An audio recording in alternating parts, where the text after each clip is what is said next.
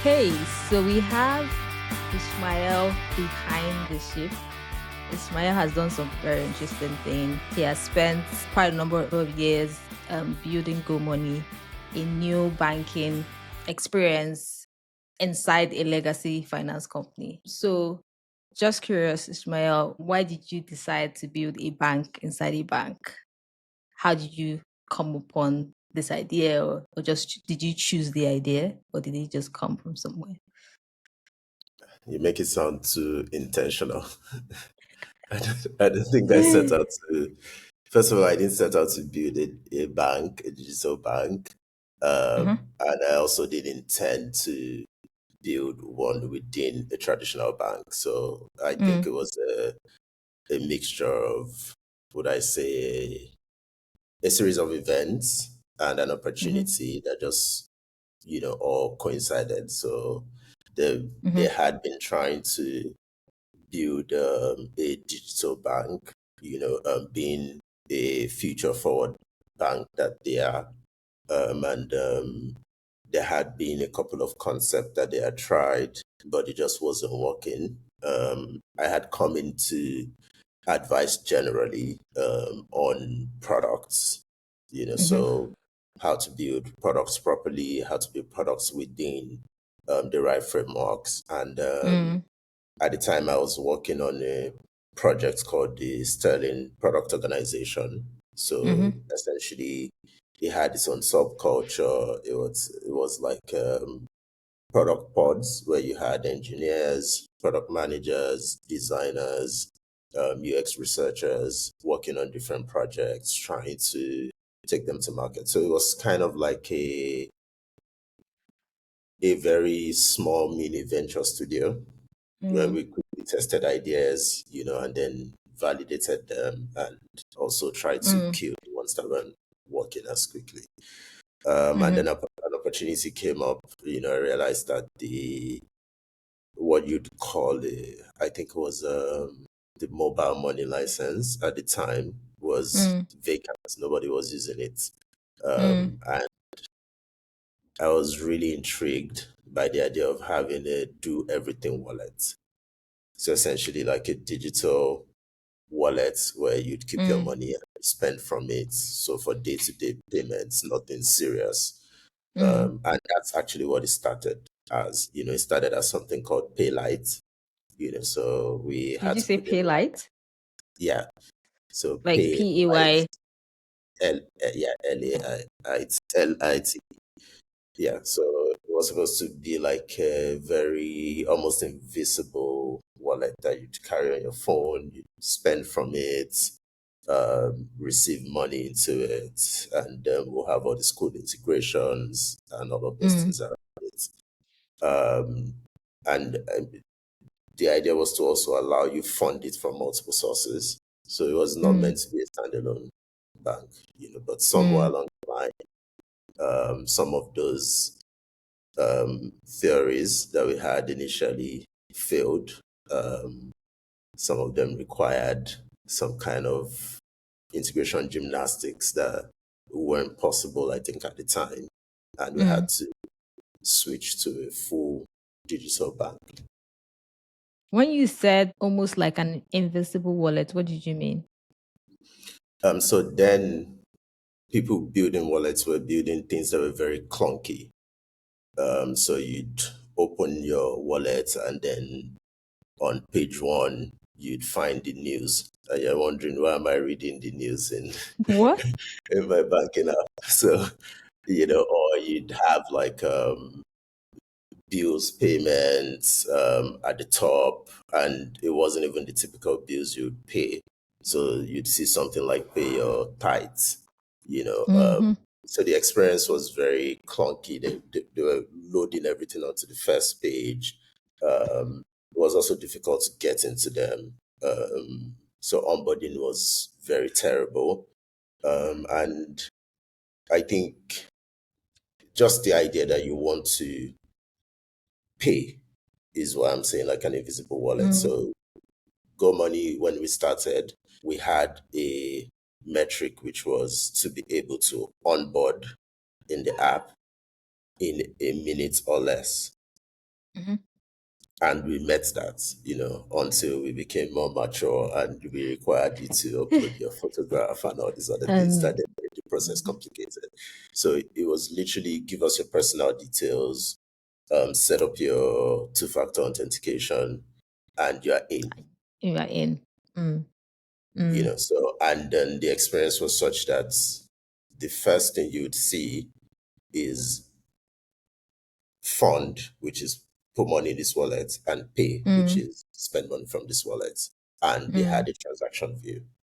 mm, So it was a very light transaction experience. It was mm, very easy and it was meant to not feel like a bank. mm, It's interesting how things that feel obvious right now, in hindsight, just looking back, you see that, I mean, how products were designed at the time, and people like you explained, we are front loading the apps with all sorts of things. It's very interesting how far we've come just in the ecosystem, and how products are built, and the types of people that are building the products, and the things that they know. Yeah, it's just something to look at, and see how far we're still going to come. Yeah, Yeah, I think we've thanks for come a long way. sharing that. Mhm. I mean, in another 10 years, there'll probably be some new design craze or, style. And then what we thought that we stumbled upon will become obsolete. So I Mm-mm. think the goal should be to never be behind the curve. Yeah, for sure. What are the four things um your team did exceptionally well to hit more than 300K retail customers? Because I remember, I think it was in 2020. I think it was 2020 or 2019 when I first heard about GoMoney. I think I heard about it from Ugo. Ugo was the head of design at Bundle at the time, so he was always talking about GoMoney, and now it's so cool. He uses the card, things like that. GoMoney was the thing. Everybody was talking about it. How Yeah.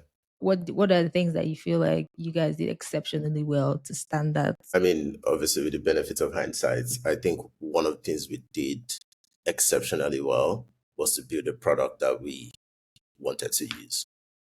Mm, So I spent 5 years at GoMoney, before moving on. And in those 5 years, I didn't have any other bank account that was functioning day to day. I mean, that was how locked so in you I was. received your salary on GoMoney, things like that. Everything. So, obviously, Mm-hmm. I still had my other job with Sterling Bank. So, obviously, Mm, they paid my salary and then I'll move it mm. over to GoMoney immediately. Okay, okay, okay. And then Mm, I'd spend from GoMoney. I only had a mm, GoMoney card. I only had the GoMoney virtual card. mm, Um, I only paid my bills from GoMoney. My entire mm. family was using GoMoney. We had groups. I kid you not, like my mom, my dad, my siblings, everybody Mm. was using GoMoney. And if you were really, really my friend, you were probably using GoMoney If you, because we I have to set up check. this system. Exactly, so that was my metric for knowing who my guys were. And Mm, there was this thing we did. We had this feature called payment request. So if somebody asked me for money, I'll be like, yeah, send me a Go Money payment request. I'm definitely not paying you money to any other bank account, especially if you are trying to bill me. So yeah. we always knew what was working and what was not working. Mm, So randomly somebody goes out on a Saturday morning and then the person drops a message on Slack saying, I tried to use our card in X place. It's not working. So what mm, that did for us was most of the times we knew the problems we had before the customer started complaining. mm, And it was a very great way to build because we had this roadmap that we were all aligned upon. There was this vision, which I think is still valid today, of a do everything bank for people like us. So younger mm, people who hated going into banking halls, who didn't want to have to call somebody to get a card. Like it mm, should be seamless. It should mm, be. And, it's not a problem that hasn't been solved in other places. So why shouldn't say exist. So it was something we believe should exist, and we're building it for ourselves. So that's one thing we did exceptionally well. I think something else we did very, very well was we paid attention to detail. So we were not building GoMoney as an engineering heavy or design heavy or product heavy product. Um, it was very balanced. So we had a very solid CTO, Raymond, or 10x engineer. So, and I was sort of leading design and product management, and we had everybody else on the team involved in one way or another. So the roles weren't very restricted. So we literally were able to hold each other accountable. Sometimes this meant having difficult conversations about the trade-offs we were making. So, but one thing we knew was if we're going to put something out, it was going to be something that we knew was working. And it was a difficult thing to do considering that at the time we had a lot of dependencies. So it meant having to build workarounds, for things. So sometimes say something simple today as doing a card integration was very difficult then. There was, and it's interesting because this is one of the reasons why GoMoney was popular. There were all these The digital cards. banks that were Mm, processing cards, exactly, and then their cards were mm. not working. And then GoMoney cards, and Yeah. our tagline, very cheeky, was we have cards that actually work. So Yeah. we had to build entirely around the infrastructure for cards that we Mm, integrated into. So there was mm, so much attention to detail from the design of the experience of those cards, the delivery, to the mm, engineering behind it, to the mm, decision making of this is what we're going to put out, and then this is what mm, we're going to follow that mm, with. So mm, that's the second thing that I think we did very well. I think the third thing that we did very, very well was to have a small community of devoted users. So mhm. people who were diehard Go Money loyalists. And to be honest, if you didn't know, you'd think we recruited these guys. Like, I suck with social media. I'm almost absent there, and then there was always this tussle of, yeah, you guys have to do some marketing, you guys have to go online. And then you see a Mm. blog post from somebody professing love to Go Money cards. And you're just like, who's that guy? Okay. We definitely didn't pay that guy. And then Yeah. people would reach out and be like, oh, we want to do a partnership with you guys. So we had this way of just having a small community of people who really love the app. Mm, And to be honest, we kind of learned this by looking at Monzo. So at that time, Monzo had this mm, community platform, but I think they've taken it down now. And it was this place where Monzo customers could go. And ask any question and get feedback, make mhm, suggestions on what you wanted to see in the app. And it felt mm, that same with GoMoney. So we had mm, WhatsApp channels, we had open Slack channels where people would come and say, oh, I think you guys should do this. mm, And we were generally just listening to stuff people were saying about the app. So somebody mm, would come and say, I had this GoMoney virtual cards are nice. But what if we can have multiple virtual cards? And then we'd look at it and say, okay, what's the upside of that? Is it something we should build? At the same and the time. time, there were things that we definitely knew we were never going to build. And no matter how many times people ask, it's just like, yeah, Mm-hmm. no, we're not going to do Mm, that. So mm. uh, I would say the community is the third thing. Um, Man, I have to think really hard for the fourth one. I'd say maybe just constantly learning. We're all very young, which is weird to say because we're still all very young. It's just to Mm. show you how early we started. And there were lots of things that we did not know that we did not know, but that didn't stop us. When did you figure that you didn't know what you didn't know? Uh, I don't think, I think it's a very difficult thing. That's nobody has ever asked me that, but I think To be honest, I don't think it's ever real time. I think what you can do real time is acknowledge that you will never know all everything that you have to know, that you don't always have all the right Mm, answers, that you don't always have all the information, and then mm, try to fill in the gaps as much as you can. There has to be some confidence. Honestly, there has to be a lot of confidence, because if you are lacking in confidence, you'll be stuck in that phase where you're trying to figure out the things you don't know, and then you never build anything. But the idea is keep building, and then keep learning. So we're learning on the fly. A lot of things broke, and I think myself, Raymond, when we first started, it was mostly me and Raymond. mm, Um, we how would I put it now? We're strong believers in our core principles. And sometimes but it's beautiful when we're aligned, but mm. sometimes when we're not aligned, um, it's this thing where it's like, yeah, we have to still test it. So maybe I want to design it in a certain way. And then Raymond Mm. says, yeah, that's a waste of effort, because, it's not possible to engineer it that way. And then I just tell him, I say, maybe you are just not the 10x engineer you think you are. So, Whoa. and then, You had to take yeah, it there. no, but obviously we're like You're very great joking, friends. yeah. So yeah, Mm, and then I'll be mm, like, well, we need to figure it out, because I've mm, seen people do this, mm, and we take it up as a challenge.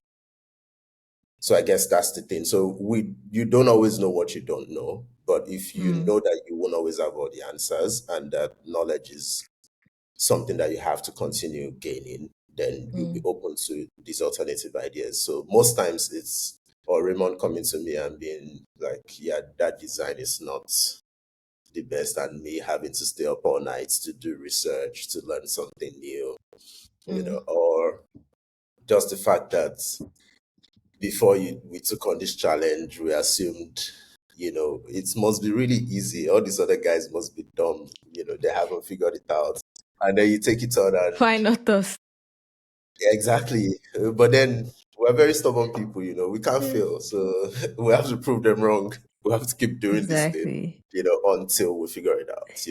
Yeah. That showed up, for example, when we're building issuing, right? Mm. So, and that was one of the hardest things we did at that time, because there was already the foreshadowing that Issuing, it's not card going to work. issuing, yes. Yeah, that's card issuing. Mm-hmm. So there was already this foreshadowing that it's not going to work. And then you had to co-brand in a way that I didn't like. I love Sterling, but Good Money Mm. cards are Good Money cards. I don't really want it to be co-branded.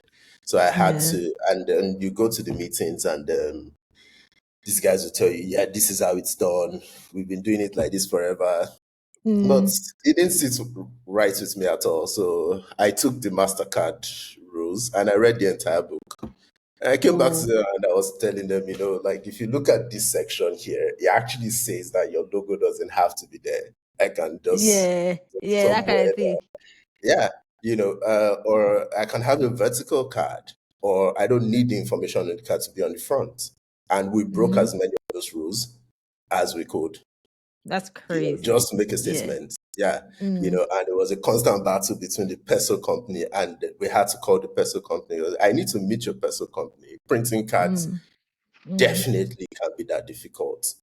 So when Mm. we released our cards, they were authentically Go Money cards, Mm. and it's because of this thing where we didn't let the things we didn't know stop us from trying. You sort of went into some of the lessons. You started talking about lessons as well. And your first year of founding the company, of building the team, what were the things you wish someone had told you, or what are the things that you wished you had done differently? I will do it again, but never hire your friends. Yeah, but I'll still do it Wow, again. that's a big one. Why? Yeah, yeah. I think it becomes too emotional, Mm. especially because there's a switch in your relationship. So Mm-hmm. you guys go from, and I saw this happen real time, Mm. and I know a lot of them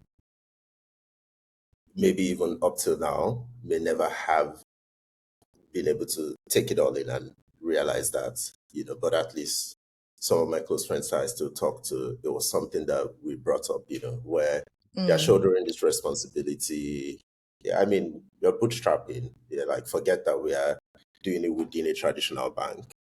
mm, The overhead for a startup is much higher than, or whatever it is that we're getting, mm, especially because you're also not getting it all at once. So you mm. can really do long-term planning the way that you'd True. love to. Mm. So maybe in your budget, you can only buy 2 laptops. So you have to give your own laptop to one of your guys. And then you realize that this person is constantly complaining about that laptop. And you're like, Do you you know what? know You what don't I like that. see? So just, you can like just give me back my Do you know laptop. what we're You doing know? here? Yeah. And then there's when the idea first started, we're always hanging out, talking about this idea, Mm, talking about how we're going to build it. And then when things start to take shape, um, you guys everybody starts sort of like building this mental map of where people are in the organization. And then at some mm, point, you are the boss. And they're still cool with everybody, but like you're the mm-hmm, boss. And there are certain things that when you say them, people read into them, mm. because your words now mean Have something much. more than they should, which I completely disagree with because I mean competence, it doesn't mean like being competent at doing my job does not mean that I'm wise enough to to always know what is right or wrong, right? Mm, Uh, mm, so yeah, that makes it difficult, and mm, there are times when the hard conversations about how people want to exit or people leaving the company and feeling weird about the whole process. mm, It's now beyond leaving a job. It's almost like you're leaving a friend, and then how you pick it up from mm, there. Because mm, we're pretty close knit, at some points in the early stages. We used to do like code jams at my house, so everybody would come mm, sleep over, dash into a restaurant, buy food, sometimes we spend the weekend, and then as it starts to evolve, I realize people are visiting me less, so, you know, mm, so there is that. And then generally just people management. I think um, that's one thing I underestimated. So, and I think later on in my career, that's the thing that pushed me into operations a little bit more, because I was focused on, we need to build this thing. I was focused on the vision. I wanted it to happen so much. I didn't realize all those other things that was supposed to go into it. And then it's mm, like, you have to plan for 20 people's careers, or you have to, and because of, I guess, my personality, some of these things were also difficult. Like, you have to plan a retreat. I don't really care about a retreat. you know, People want to enjoy mm, themselves, at the end of the year. So it was very important to celebrate the wins, for mm, people because it mattered to mm, them. And I'm not somebody who really stops to celebrate the wins because I'm constantly thinking of the next thing. So it's like, oh, great, nice, we did it. Let's move on to the next one. And then mm, people are like, we should celebrate it this way. Yeah, we want a break. So exactly. So I think that, yeah, those, I mean, I'll probably do it again just for the vibes, but mm. you should not be hiring your friends. Another Friends. thing would be figuring out as much of it as you should. Like we can lump the hiring your friends and just people management generally together. I think um, because most founders start with an idea, a problem they want to solve, um, they often realize that they are thrown into all these other things that they didn't really want to do but now have to do. So I Mm, think it's important to always find people who are probably better at doing those things than you are. Mm, So mm, have somebody who is great with understanding what people want in a way that you don't. Have somebody who maybe if whatever it is that you need complementary skill sets for, find that person that can complement it or find a framework for it. You know, mm, because what happens is if you don't prepare for those things, you are thrown into them. And then with people, once it becomes emotional, it becomes very tough and difficult, to mm. deal those things, as opposed to if you had a framework for handling those things from the start. And then the third thing I would say is like secure the bag. Yeah. Yeah, What do you definitely mean by secure that the bag. specifically? I think understand your path to exit Mm, while you're starting. mm, Like, obviously, build things because you want them to exist. I still do that. But if you're building something big, like a kind of bank. like a bank, yeah, understand your path to exit. Mm. It sounds like there's a lesson there. The lesson there is if you build something of value, capture some of that value for yourself. Mm. How does that tie into your experience with GoMoney? Is there something that you wished you No, had no. done a little bit differently? I feel like Um, there's something to dig into that side.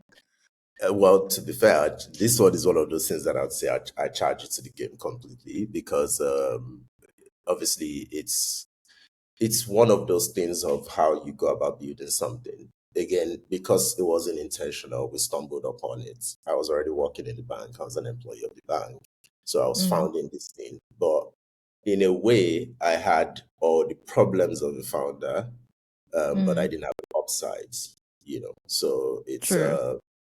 exactly. So Mm, um, if I were to do it differently, I mean, I would just up the risk so that I can up the reward. Like I mm. would fully quit my job, go outside, go and do it. And do the thing. I'm ready Exactly, going to do it for free here. exactly. Because it's Almost. difficult to capture value for yourself when you're in a system that, That I doesn't mean, contrary to public opinion, banks are creating a lot of value anyway. mm, So the value you're creating in your growth phase. And I think it also has to do with the philosophy of what success means on both sides. They're looking mm, at you as just another app. You're just an app, right? And then what that does is you inadvertently you're undervalued true. because you're part Mm, of all these other things, as that opposed to if exactly because with the momentum Go Money had, with the place where the market was at, it would have commanded a very big valuation. it would have. Yeah. Exactly. Something to take away. I'm glad you were Secure the able to bag. share that on here. Exactly.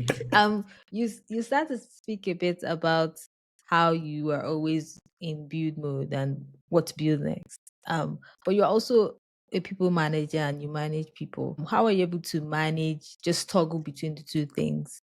If you could go a bit more into that, and also as someone that had designed the first version of Go by yourself, and managing that team, that might have been like insane work. Just how are you Yeah. able to switch between these two things? Terribly, terribly at first, I would say. I struggled with it a lot. But I think in hindsight, like even with all the struggles, I was true to myself and to the situation. Mm. So I did the best I could with the tools I had and the knowledge I had. At the time you So, did it. Yeah. exactly. Mm. So yeah, but it was a bit messy, but then it got better. I think the first thing that hits you is being able to sort of um, understand your value, and I saw that also in some of the people that I was managing. You have an engineer who's thinking of transitioning to being an engineering manager. And they're wondering, if I'm coding less, what does that make me? And you start to deal with these things where people tend to take their job or job titles as their identity. Mm. And then that's one of the things why this switching is a struggle. And I think it would be unfair to attribute it entirely to the individual. I think the industry also does that to people, where, they want you to keep growing a certain way. And if you don't grow that particular way, you're just this anomaly that doesn't fit anywhere. So Into people any want box. round pegs in round holes, and then you have this email post peg, and everybody's just like, "Eh, where do you put that?" So, yeah, so I think to tie it to my own journey, I had only managed a small team prior to GoMoney, and it was very, as a product manager, I was leading an effort to build an ed tech. Most of the guys were my guys. It was fun. It was cool. I had a manager I could go and complain to. Now the difference with GoMoney was, on the GoMoney side, I had stakeholders. I didn't have a manager I could go and complain to and say, take all my problems away. And Yeah. you'd go and then you complain, and then they'll give you advice. And even though it's great advice, you're just like, I so feel like I what knew next? this Giving already. me the advice now. Well, yeah, what next? I still have to go and do the work. Um, so I had to pick up a lot of tools to then become a better people manager. Yeah, but it was a big struggle because, one, regardless of the fact that you were growing with these people, regardless of the fact that you guys were industry peers, a lot of them went to school together. They automatically assumed that when it came to managing them, you had, years of experience ahead of them, and you should be Mm. good at it. And there's a guy, we're all sucking at this thing, so we're just gonna figure it out. You know, so When you said tools, you had to pick up frameworks. What did you mean? so I started to read a lot about managing people, managing teams. I started to read a lot about really building the organization of GoMoney and not just the product.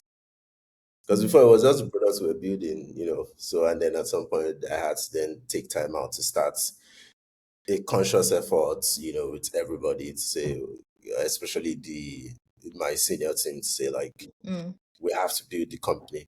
We actually need a company structure. We need progression pathways for people. We need Mm. sort of like, what do you call it now?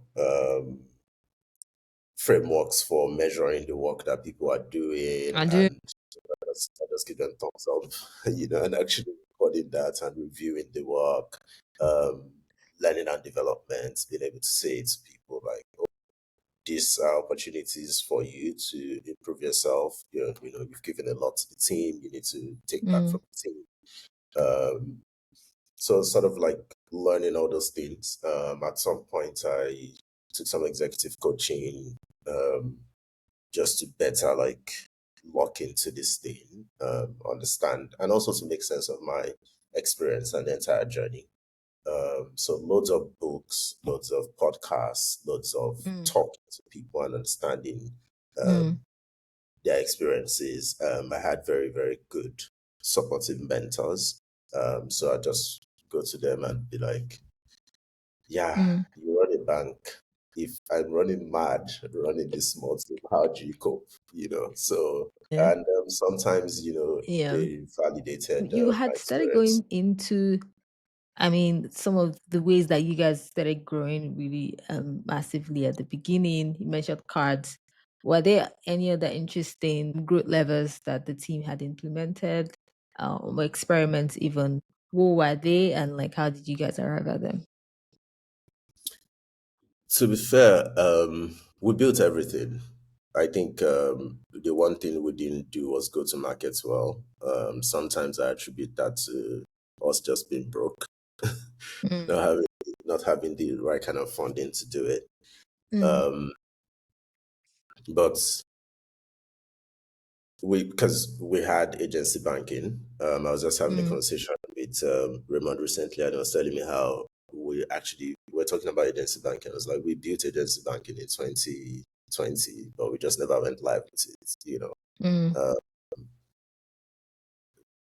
because there were opportunities. These were gaps we spotted in the market. mm, Obviously, we were positioned to see these gaps because we were in the bank, and we saw the other areas where the bank was struggling. mm, Um, so issuing was great, went to market. The accounts were great. At some point, we were powering BRT, the fare-based scheme. So that was also great to give us some easy customers. So when people tapped on the BRTs, tap to then the pay. wallet Mhm, behind it was like mm, GoMoney. Um, we actually plan to spin off a banking as a service platform when CBN did that thing that affected Providus and all the people that they were using mm. them. So we built that as well. So that was something we onboarded a few people, but we just never like got behind it. So I think in terms Fully. of like exactly like building Mm, out all these things, we built out a lot of stuff, but we didn't have the firepower. So, but the ones we built, we leveraged very well, like cards, for example. We really milked it. So we had the physical cards. Our cards were basically at some point powering the subscription economy in Nigeria. So mm. that was great. And we were really seeing the impact of that on our bottom line. So, Starting from ground zero, how do you deal with that just initial friction and initial just like fear, I guess? For you, what was that experience like? um, Hmm. to be honest, I had none. Which is weird. I think as you grow older, you start to change a little bit. But at that Mm. point, I think my confidence was like 110%. Like I knew that we could do it. Mm. Now I didn't know if we were going to make money. Obviously, at that point, I was more of just a build. I just wanted to build What do things, you build and that at heart? yeah, and I was Mm. incredibly good at it. And I had a very diverse set of skills. So I knew. Mm. So, for example, not a lot of people know this, but I designed the GoMoney logo as well. I did all the branding. So we Yeah. never used outside agencies or anything. So I was designing the app. I was So also all designing things the logo. I designed was end to end everything from day and one. all the product management, writing. I was churning out product papers like 10 a day. Mm.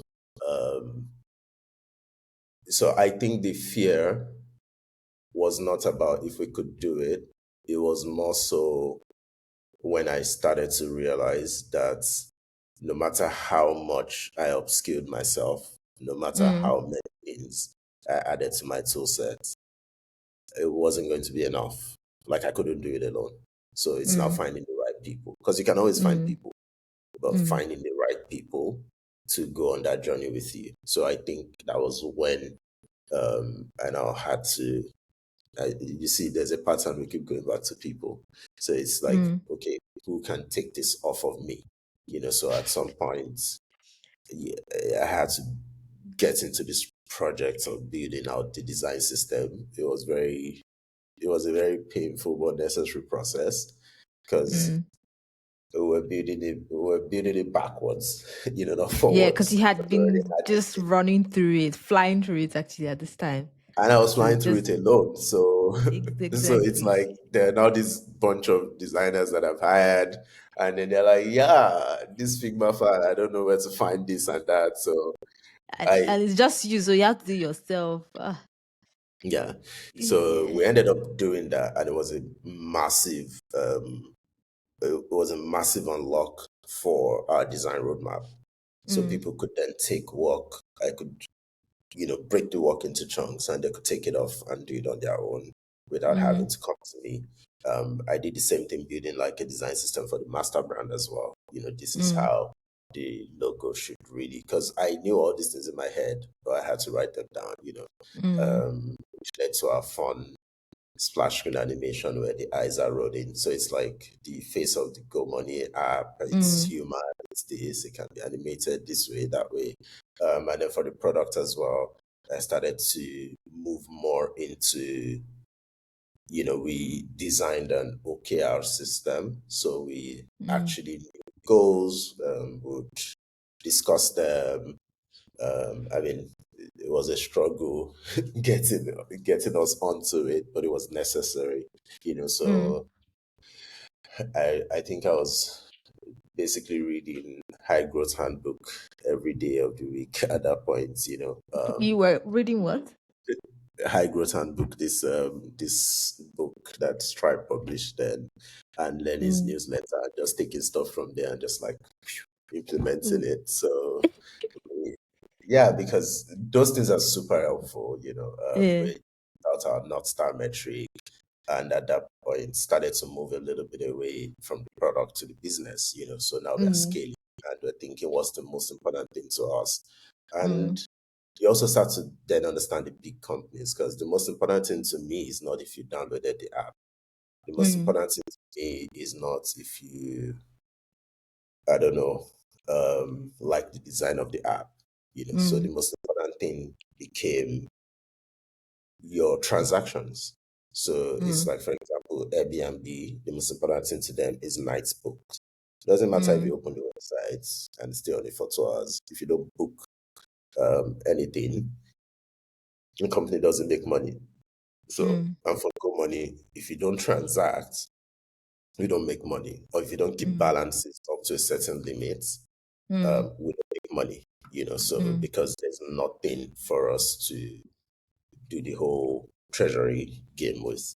So that was when we started to mature, and again, tying it back to what I had said earlier, we started to also recognize our own strengths. So um, I would still design if the team needed it, if we Mm. absolutely needed to design something, but that was not the best use of my time. So I had to start, visioning for the company, like what are the next things we should do, what are the next places we can Mm. get money from. And in the initial stages of that, it was challenging, but it was fun because I wasn't using skills that I had anymore. Yeah, at least Mm. not as much. So I wasn't relying on historical knowledge, whereas if it's product, if it's design, You already yeah, sort of I would know, just have do an it. idea. You get like exactly like one way or another, I will get the results. So, Somehow. but with these other Mm. things exactly. So we decided, oh, we need to build a marketing team because we're just not really great at that. Like theoretically we are, still believe I am, but will I post anything on social media? Absolutely not. So I cannot be bothered. Will I do any form of promotion? No. So yeah, we need people that would do that and I love doing that, to actually get the word out. Mm. So the team started becoming more mature. I had more people helping me on the senior side. I had Wally who was focusing on finance Mm. side of things, making sure that we weren't spending money we didn't have. And Raymond was starting to groom, his sort of lieutenants. Mm. And we started to have more conversations as well around where we really going. And that was, well, moment of realization. We didn't think of an exit path. So, Mm. Mm. yeah. So in the beginning, I won't say there was any fear, but we went through multiple iterations of products. Obviously, there was Paylight 1, and then there was Paylight 2.0, and then there was the initial Go Money where you fund with cards. And then at some point, we realized that we're basically just making money for Paystack. And then I woke up one day, I was like, you know what, delete that card description. You guys So, are making money for Paystack. What do you mean? yeah, because anytime customers funded their wallets, Paystack made money. I didn't make money. Paystack made money. So, and then I had to absorb the cost of funding. So customers Mm. would love the experience because imagine that you Yeah. want to fund your wallet and I'm like, yeah, you have to pay 1K to pay stack. And the higher you were trying to fund, the more money pay stack was making. So like, yank Yeah. it off, please. So we had Yeah. to then go So what through was the that phase of fallback? no, so we built our onboarding. So we built an account number system Okay, okay, okay, okay, immediately. okay, So okay. and this was something Mm. we did very quickly. I think we did it over a weekend. So we Mm. yanked it off on a Friday night and then we were live by Monday. I mean, I love Paystack to death, but not about to be paying salaries in Paystack, So because also it was such a key node for our application. That's the first thing Mm. everybody would do. And then it Everybody was does being it. powered, Mm. yeah, and then it'll be powered by somebody who's going to be making money off of it. Obviously, because they have built a great product, but yeah, there's a reason why banks you transfer money in and you transfer money out. So that was when we also started shifting from wallets to bank. Because people were complaining. I'm like, do you usually fund your Zenith bank accounts with card? If the answer is Mm. no, you can fund your GoMoney account. Just transfer to it. You have an account number. So we started with the whole your phone number is your account number thing. Mm. And it was great. People loved it. But at some point, we were having some infrastructure issue where I think because we were riding on some of Sterling's infrastructure. I mean, I don't think it happened to the public. It happened to those of us that were straddling both banks. Mm. Your money would end up somewhere else. So we built our own NIP integration. So you see how the choices we had to make increasingly pushed us to becoming a bank. So Mm. the minute you have your own NIPS integration, then there was a conversation around cards, and they were like, you can use our card. Sterling was willing to. I was like, I really just think that card experience is better. So I Mm. would take your card scheme, but no, thank you. We'll design our own card. So we built card. Um, so Yeah. that's like the evolution. Then there was the thing where we were leading with Android and we struggled with iOS. God, Mm. iOS developers in Nigeria. Yeah. I won't say too much on that. No, I mean, we all know, those who know. So, because I mean, it's not rocket science, to be honest, but we had to make decisions eventually at some point. We had to put it out because we had this Android app and then iOS was in beta for so long, Mm. but then I think, to be fair, good community building skills. Because at that point, we're in beta. If anything went wrong, people would forgive us. So by the time we moved them into the main app, some of them didn't even know what the difference was. You know, but trying to make roadmap decisions. Also, seeing my product management skills grow because Mm. I really, really wanted a single roadmap. But then we had so many channels. We had the web, where we only wanted you to be able to do certain things, like people who had payment requests. So we'll charge you to take your payment request out of GoMoney, but you could open a GoMoney account on the spot and get your money into it for free. So there was the web Mm. experience, and that was all Mm. it did was Mm. open an account, get paid, and then switch over to the app.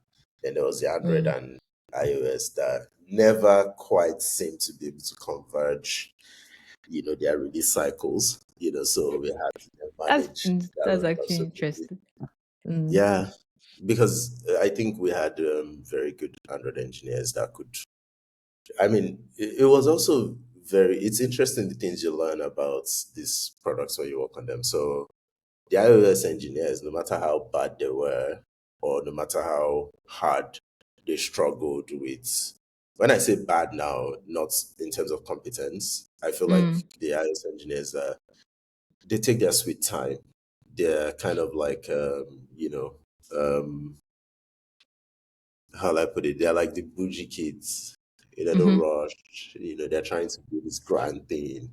So the products always looked nicer. It would look really nice. Mm.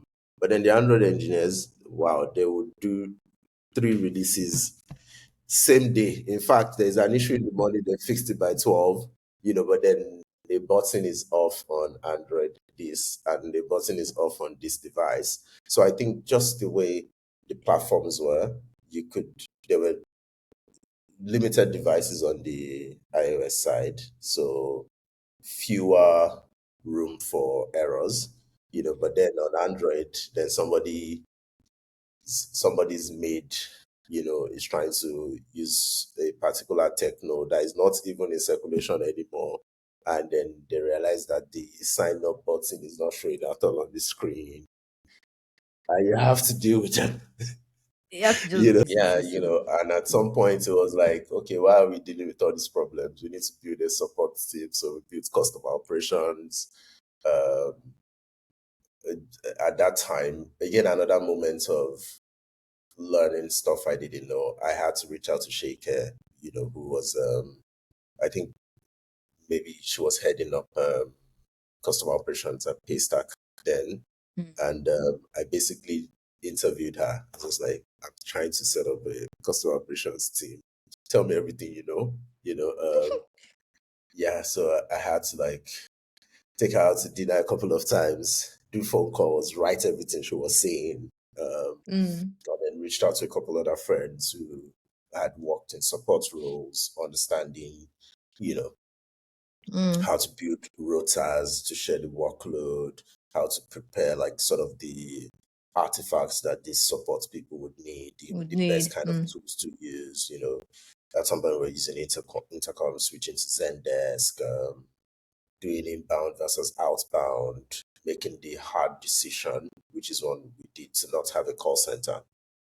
Mm, So we're a bank without a call center because we were always available, via chat. Then at some mm, point, scaling it by outsourcing some of this, especially the inbound side.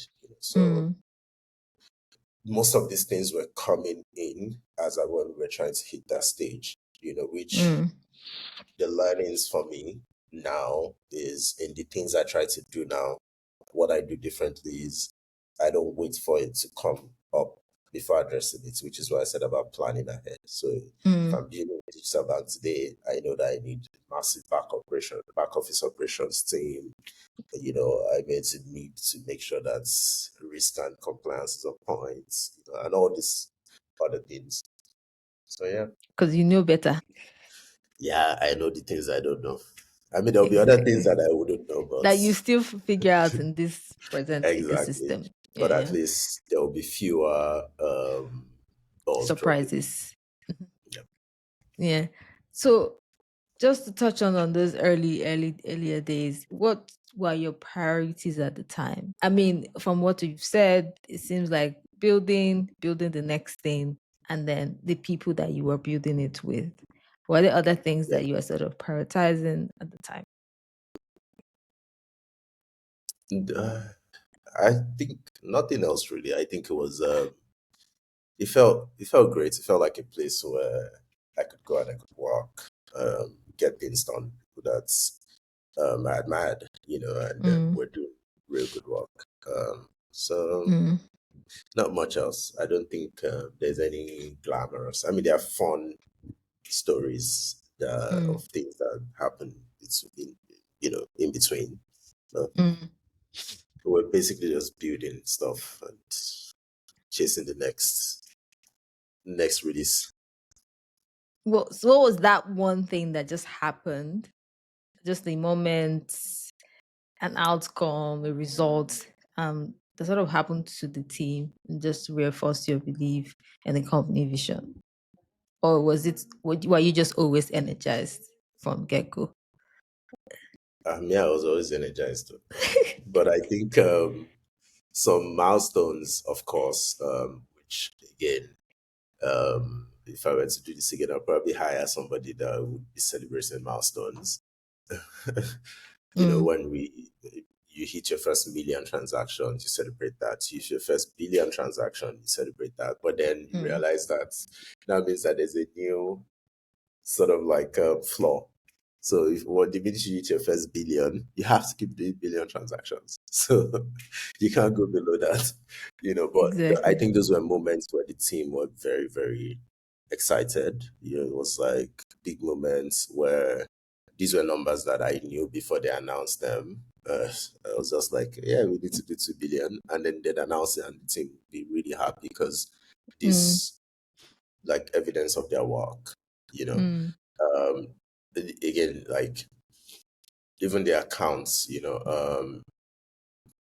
With accounts, we weren't counting accounts that weren't transacting, right? So, but Mm. by numbers, you say, oh, we hit 1 million downloads. That's massive. Like, we'll be like, oh, that's great. You hit 1 million downloads. But I would be looking more at, yeah, but like Transactions. Mm-hmm. 500K are transacting. Mm-hmm. The remaining 500K, it's like they've not woken up.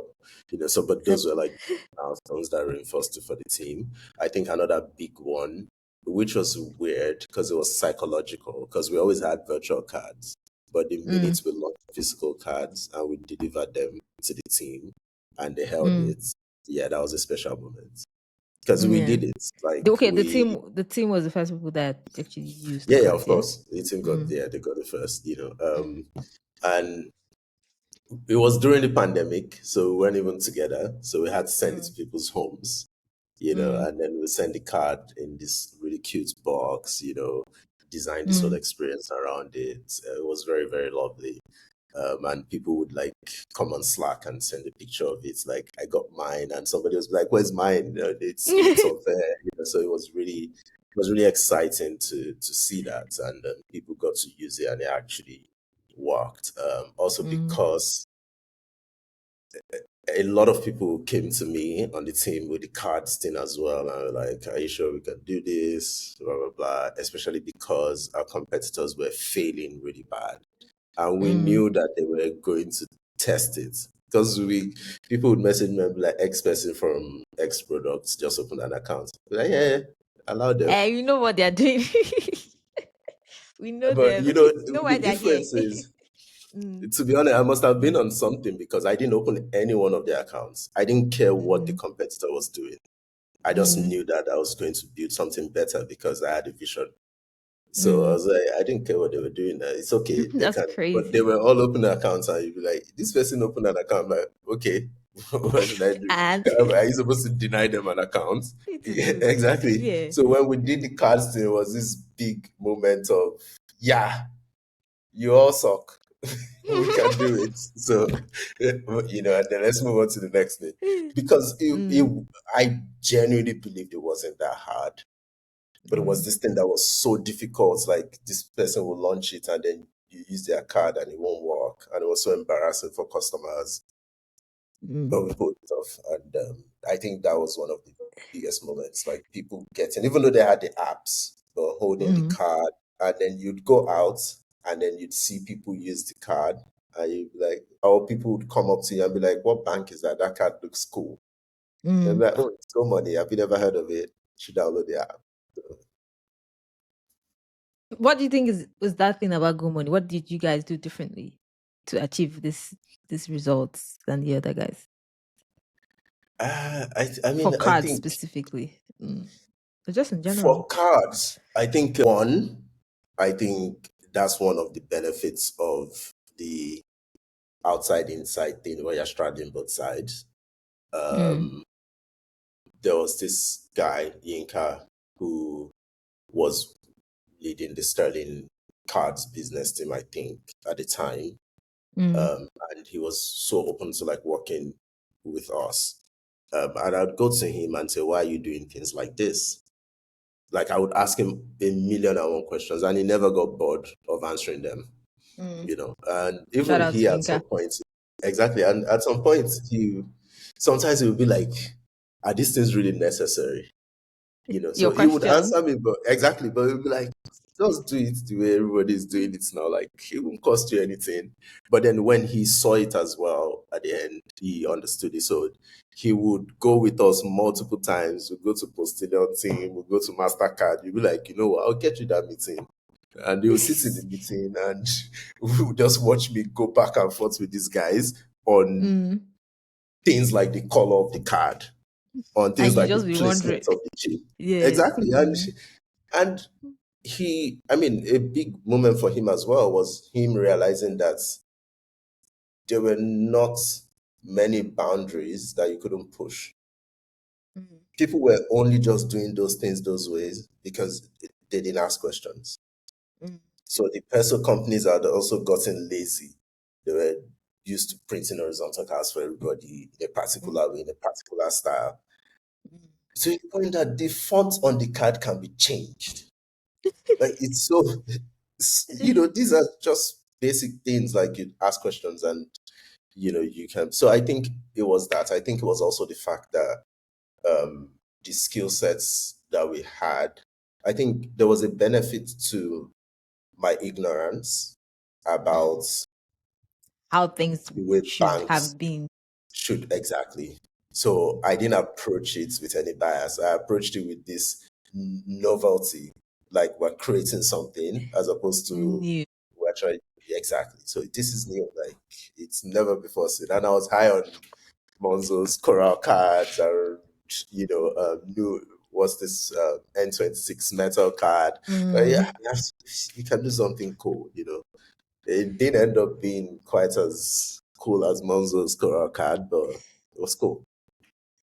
yeah, it was definitely cool. That's Yeah. actually insane. Just um the level of just how you're able to push boundaries, the level of innovation you guys were able to unlock at the time. I don't think it's something that people realize and talk about even. I mean, just people knew Go Money, people liked the product, but not a lot of people knew the people that were running the product, the people that were behind those things. Yeah. And I think it's important that we're having this conversation, and hopefully a lot more people can understand just why you can't just take no for an answer or just go with the flow.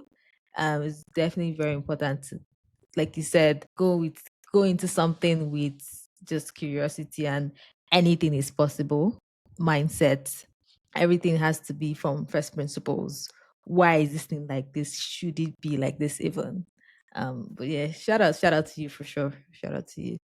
Thank you. And shout out to the Go. I think it was like Go Money's place would be like a cult kind of if you know because when our cards works, everybody's card now started working. Do you get so Mm, because they had to figure it out. it was the People started unlock. people started doing Eh, vertical cards. People started Yeah. putting the name behind. So it was kind of like Go Money was the influencer kind of Mm, app that was just doing its own thing in its own lane, wasn't mm, really throwing a lot of money into marketing.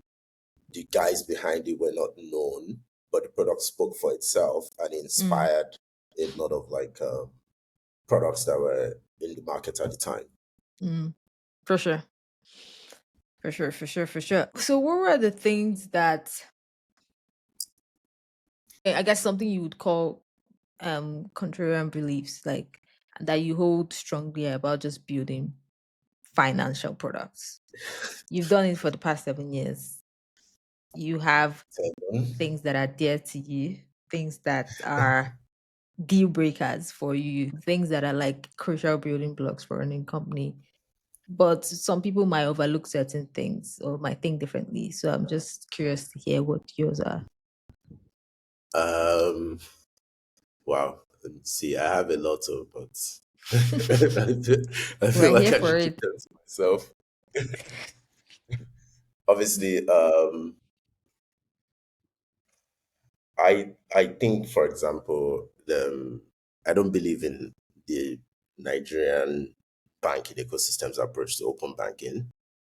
I think it's lip service. I think nobody really means to do it. Same thing with financial inclusion. I think financial inclusion is a rubbish sort of soundbite that everybody uses to go and either raise money or get the CBN to leave them alone for breaking rules. Um, I can explain. You can't financially include people that are economically excluded. Mm, So no matter how much you invest in building that great banking experience and all of that, you're only going to put 500 naira inside. You've not financially included them. Mm. So I think So one how of the would you reasons approach? why, How would you approach it? I mean, I don't have to have the answers to hate the Yeah, I'm just to hate saying, the system. if you already Yeah, had I thought mean, that far. I feel like I feel like, and this is something like my friends know, is especially with open banking, financial inclusion aside, to deal with both of them. Nigerians deserve beautiful banking experiences, real banking experiences. Mm. Can the ecosystem afford it? Probably not. Because when I'm saying like very high level. Even today, you have all these neobanks, and they're pushing boundaries. But a lot of them just offer payments. Mm. Nobody's really offering this tailored experience that is the vision of digital personal banking, where I can Mm. really have. There are some things that we did at GoMoney way back, and people are still struggling to do them, like transaction enrichment. It's so Mm. basic. Like, figure it out, but also figure it out as an ecosystem. Mm. On a So much it's higher okay level. that I built mine, and then this other bank sends me transactions, and it's still gibberish they're sending to me. Like, come on, you can clean up your data. It's not that hard. But if you build that, for example, whoever builds this is not going to make any money, and everybody else is just going to copy it. So, but it should Mm. exist. Same thing with financial inclusion. For example, why do we have USSD? Why are we trying to force USSD on people? It's terrible Why is technology. he a It's thing? very bad. Why is it a thing? Why Why do is you he a keep thing? It's doing not a it? Why thing. do you keep trying to sell us on it? And then Mm. everybody is like, hey, we have USSD. You can use that. Okay, congratulations to you, but is that really what you should be investing in? So I think those two, whenever I see people going out and just setting up entire conferences talking about, because the whole open banking thing, they keep dancing around it, but you have products like Okra pivoting because the ecosystem is closed, because what they are relying on, their dependencies, keep messing them up to their customers. So they have Mm. to go into something else. But they had a great Mm. idea. And it would have worked in a system where there were standards, that everybody was trying to do things Trying well. to do things. Mm-hmm. It's the same thing Mm. like you have a direct debit product, and on some days, maybe the other person's application or API decided to go to bed, and then transactions are failing on your own end. So these are things that I think are not difficult problems to solve. They have the money to solve it. The will is just probably just lacking. I think my approach to building is another one. I think people tend to want to make product management. I think product management is not the same thing as project management. Mm. People want to I make them think the that's same thing. most times. I think it's confusing. So you have a lot of project managers transitioning into product management, retaining all the skills of creating Kanban and holding meetings, but lacking in product instincts and the other skill sets of actually envisioning what the customers want and designing solutions for that. Mm. So they're just the kind of product managers that come and ask alpha, as opposed to really getting into it. That's another one, because you see Mm-hmm. everybody who had the PMP, and then I think product management is a little bit deeper than that. And then I also think there's this new thing where people are trying to make a distinction between technical product managers and product managers, and they're failing terribly at it, because they end up just hiring engineers as technical product managers, which is kind of like the same problem with the project management one, Yeah. but from a different angle. So now you have a guy that can code, but really doesn't But it doesn't understand have product and sense. Yeah. mapping and Mm. all these things and Mm. product instincts. But hey, it's great. He can test the API in Postman. Yeah. I mean, there are Yeah. places Yeah. where they do it well, obviously. There I'm are just saying, places, like, there are people that get a it lot right of for sure. people, Mm. exactly, but a lot of people Mm. are just like copying, like, people are doing these things. So, I Mm. want to do it. So, Mm. that's all the contrarian stuff you get out of me today. Cool. What were the you before this? this interview today, when I sent some prep questions, you talked about some frameworks that you found useful to your work. You mentioned a bunch of them, which those were the first time I was seeing these things.